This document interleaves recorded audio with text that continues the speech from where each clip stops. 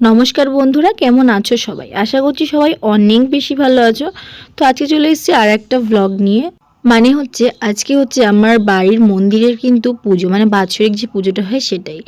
তো মা করুণাময়ী আর হচ্ছে বাবা পঞ্চানন্দর পুজো, এটা বাৎসরিক পুজো। এটা কিন্তু প্রতি বছর ডিসেম্বরের 13 তারিখে পালন হয়, মানে এটা হচ্ছে বাৎসরিক, প্রত্যেক বছর এই দিনটাতে হয়। তো যাই হোক, সবাই দেখো কাজে লেগে পড়েছে, কাজ করছে। আর এদিকে কিন্তু ব্রাহ্মণ ঠাকুররা প্রায় চলেই এসেছে। 3জন ব্রাহ্মণ ঠাকুর এসেছিল। ওনারা কিন্তু মাকে শাড়ি পরাবে, সাজাবে, গোছাবে, তারপরে কিন্তু পুজো হবে। তো এখানে ব্রাহ্মণ ঠাকুর শাড়ি গোছাচ্ছে, যেহেতু মাকে পরাতে হবে ওই জন্য শাড়িটা গুছিয়ে রেডি করে নিচ্ছে।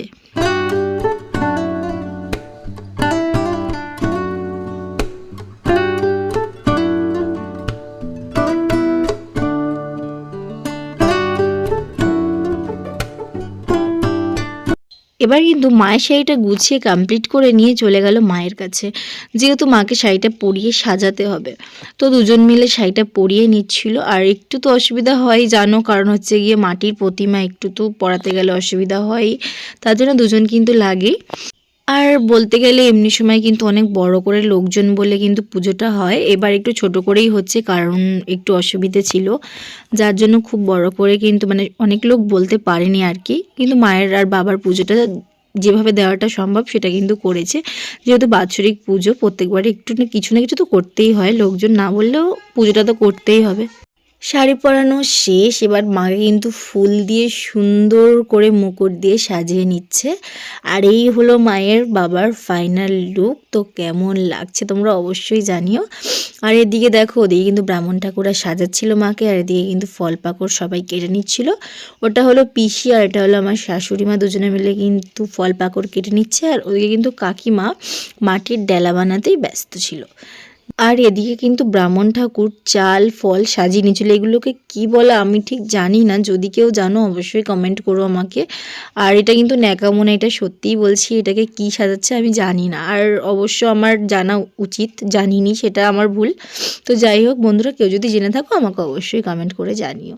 এবার কিন্তু মা, দাদু, কাকিমা পুজোয় বসবে, তার জন্য কিন্তু আসন পেতে পুরো রেডি করা ছিল। তারপর কিন্তু 3জনে বসে গেল পুজোতে, আর পুজো কিন্তু শুরুও হয়ে গেল। আর ঠাকুমা মারা যাওয়ার পর কিন্তু দাদু, মা আর কাকিমাই পুজোতে বসে, কারণ ওরা প্রথম থেকেই করে এসে ঠাকুমা মারা যাওয়ার পর। তাহলে চলো বন্ধুরা, পুজোটা আমরা এবার দেখি। ভো নম নম অজ্ঞান তিমিনন্দশ্চ জ্ঞানঞ্জন শলাকয়া চক্ষু উর্মিলিতং যেন তস্मै শ্রী গুরুভ্যো নমঃ। নমো গুরু ব্রহ্মা গুরু বিষ্ণু গুরুদেব মহেশ্বর গুরু সাক্ষাৎ পরম ব্রহ্ম তস্मै শ্রী গুরুভ্যো নমঃ। নমো হা কৃষ্ণ করুণা সিন্ধু দীনবন্ধু জগৎপতি গোপেশু গোপিকান্ত রাধাকান্ত নমস্তুতে। নমো গুরু কৃপাই কেবলম, নমো গুরু কৃপাই কেবলম, নমো গুরু কৃপাই কেবলম। তাহলে মন্দিরের পুজো কিন্তু শেষ। এবার ওখানে কিন্তু চণ্ডী পাঠ করছেন যারা ব্রাহ্মণ, সিনিয়র ব্রাহ্মণ ছিলেন। আর এদিকে কিন্তু একটু অল্প বয়সী ভাই, ওকে ভাই ডাকি, ব্রাহ্মণ বলা যায় না, ও কিন্তু মা মনসার পুজোটা সেরে নিচ্ছিল। তো যাই হোক বন্ধুরা, এই দেখো, এটা হচ্ছে 108টা প্রদীপ, যেটা আমাদের প্রত্যেক বছর কিন্তু পুজোর সময় জ্বালা হয়, আর বাড়ির সবাই কিন্তু জ্বালতে পারে প্রদীপটা। যাই হোক, পুজো দেখতে দেখতে কিন্তু প্রায় সন্ধে নেমে এলো। আর এবার কিন্তু যজ্ঞের জন্য কাকিমা কাঠ ফাট আর রেডি করে নিচ্ছিল, যেহেতু হোম হবে, যজ্ঞ হবে, ওর জন্য সব কাঠকুটো রেডি করে নিচ্ছিল। তারপরে ধীরে ধীরে আরও সন্ধে নেমে এলো, আর তখনও কিন্তু চণ্ডীপাঠ প্রায় হচ্ছিল। আর এদিকে কিন্তু হোমের জন্য সব কিছু রেডি করে নিয়েছিল, পুরোটাই রেডি হয়ে গেছে, এবার খালি হোমের পালা। এবার দেখো, ব্রাহ্মণ ঠাকুর কিন্তু বসে পড়েছে হোমযজ্ঞ করার জন্য। তো সব রেডি করে নিচ্ছে, যা যা ওনার রেডি করার আছে।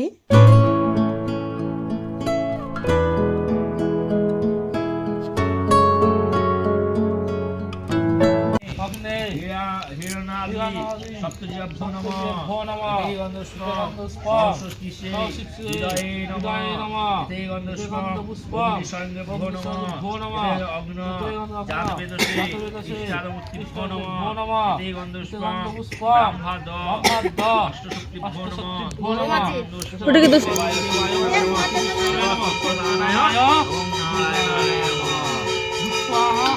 ওম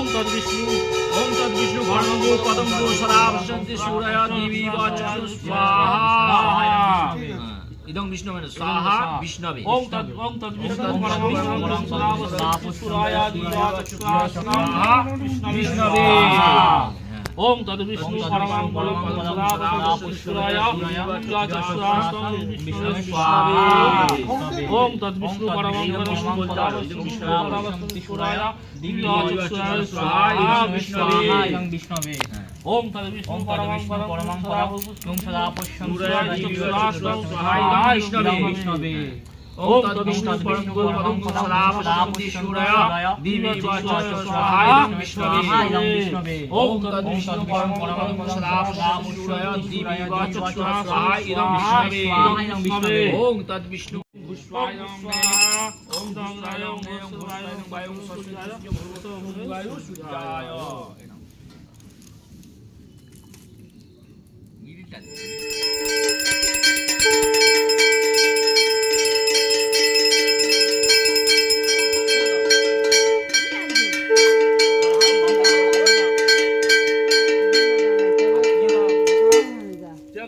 तेल में दो পর্যন্ত মাখবেন 15 পেছনে তাপ নেওয়া হবে 15 পর্যন্ত মেখে তাপ নেওয়া হবে 15 পর্যন্ত মেখে তাপ নেওয়া হবে শরীরে ঠাকান হ্যাঁ বুকে মাথায় আরাম পাচ্ছে সবাই সারা শরীরে তো শাশুড়ি যেখানে ব্যথা মানে উপোস যারা এবারে কিন্তু যজ্ঞ প্রায় শেষ আর আমরা কিন্তু বসে গেলাম পুষ্পাঞ্জলি দেওয়ার জন্য।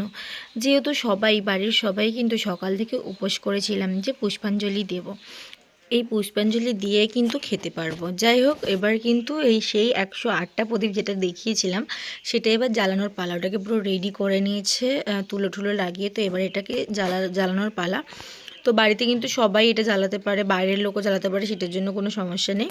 তো প্রথমেই কিন্তু কাকিমা প্রদীপটা জ্বালিয়ে নিচ্ছে আর এদিকে আমরা সবাই লাইনে দাঁড়িয়ে আছি যে প্রদীপটা জ্বালাবো। আচ্ছা, ওম ঋষি গোত্র শ্রী কালীপন্ন দেবায় গ্রহব্রহ্মণ্য হিতায় চ জগদ্ধিতায়।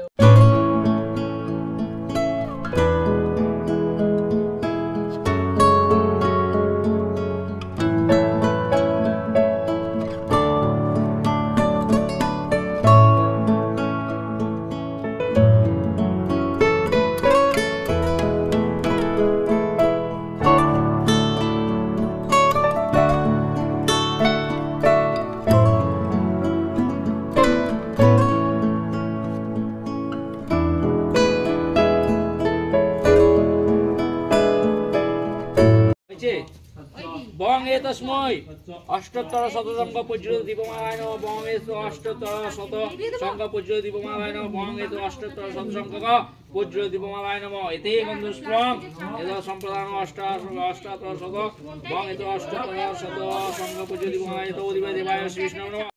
এবার কিন্তু পুজো প্রায় শেষ আর সকাল থেকে কিন্তু শুরু হয়েছিল, এখন সন্ধ্যেবেলা কিন্তু শেষ হলো পুজোটা। তো পুজো শেষ, এবারে চলে যাচ্ছি সবাই ঘরে। তো মা প্রসাদ দেবে সবাইকে ঘরে গিয়ে। তো প্রসাদ ভাগ করছে, দেখো মা সবাইকে প্রসাদ দিচ্ছে আর ব্রাহ্মণ ঠাকুররা খাচ্ছে। খেয়ে দিয়ে কিন্তু চলে যাবে ওরা বাড়িতে। তো বন্ধুরা, এখানেই ভিডিওটা শেষ করে, যদি একটু ভালো